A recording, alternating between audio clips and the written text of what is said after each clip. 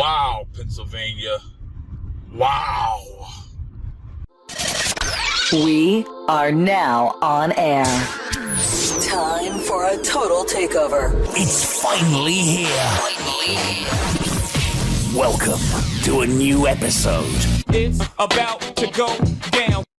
First and foremost, giving honor to God and to my Lord and Savior Jesus Christ for allowing me to see another day, gifting me with the blessing of life this morning. And yeah, I'm disappointed about the Pennsylvania election results from last night. But am I going to go out and cause havoc, cause harm, violence, things of that nature that the left does when they don't win? No. Because I'm a grown-ass man, mature grown-ass man, and that's not how I roll. And that's not how the right, us conservatives, roll. But I want to talk about the Pennsylvania races, two in particular, the governor and Senate race. I'm going to sit here and say this, ladies and gentlemen. I, personally, only speaking for me, can't speak for anyone else, believe that we didn't have the best candidates. Mastriano and Oz. Now, I kind of, in the back of my mind was thinking Shapiro was going to win over Mastriano. But, like I said, Oz wasn't my first choice, wasn't the best pick.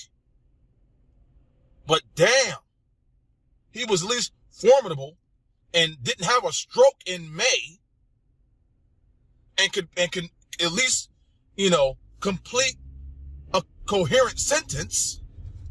So Pennsylvania, the state that I have been residing in since age 19, you mean to tell me that you couldn't somehow in some way realize that you have a compromised candidate that's not going to be able to take on the rigors, responsibilities, and the like in regards of being a United States Senator? Well, we all know who's actually going to be the United States Senator from Pennsylvania, and that's John Fetterman's wife. We know this. Biden didn't misspeak, I should say, when he was here at a rally for Fetterman. Her name escapes me, but I guess I'm going to have to know it, seeing that she is going to be the puppet for John Fetterman. She will be the de facto United States Senator of Pennsylvania. Now, ladies and gentlemen, I don't have a crystal ball, We'll never have a crystal ball. And as far as some of these undecided races, I haven't even really looked in. All I know was before I went to bed last night, of course, a lot of races were undecided.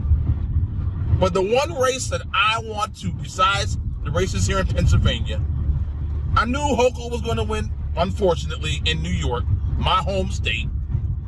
So whatever comes your way, New York, Empire State, look in the damn mirror.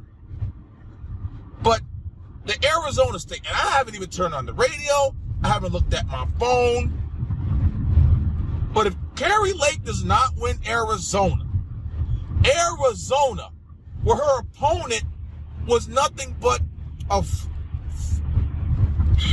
not going to say it, not going to go there. She was not, I can't even say a formidable opponent. But there's going to be so many questions raised if Kari Lake does not win the governorship of Arizona. And I'm at a loss of words as to why it was even close. But then again, I don't know the results. I don't know how close. So as I'm recording this, I don't know. But it never should have been a race to begin with. And going forward, ladies and gentlemen, as far as Republicans and what they need to do going forward, there's not pretty much you can do when, obviously, if races we thought were going to win lost or were close, I guess inflation, the border, crime, and all that, depending on the race in question, I'm thinking to myself, you mean to tell me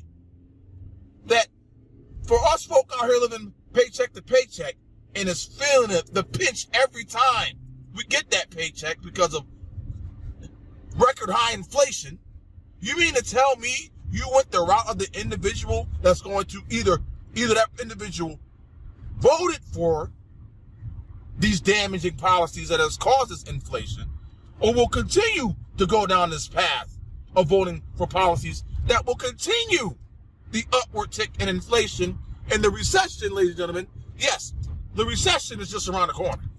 So, for these next 2 years, before the 24 election, let's see where you are. Let's see where your bank account is. Let's see where your 401ks are and the like come in the next 2 years. And I don't want to hear about anything. And if you vote Democrat again in 2024, when you see the damage, and I'm hoping and I'm praying that at least we gain the House. From what I saw last night, races were close, and if we have a small majority in the House as far as the GOP, that's going to help at least stop some of the madness coming down the pipe in regards to Joe Biden and the Democrat Party. So, I haven't done a full-fledged Dan Adams show in weeks, because I didn't want to hinder what I had going on or even just go down this path. But here you go, ladies and gentlemen. The first Dan Adams show after a small hiatus.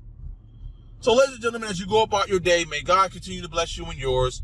May He keep you and your family safe. And until next time, God bless.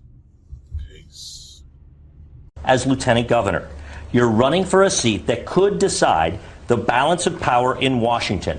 What qualifies you to be a U.S. Senator? You have 60 seconds. Hi, good night, everybody.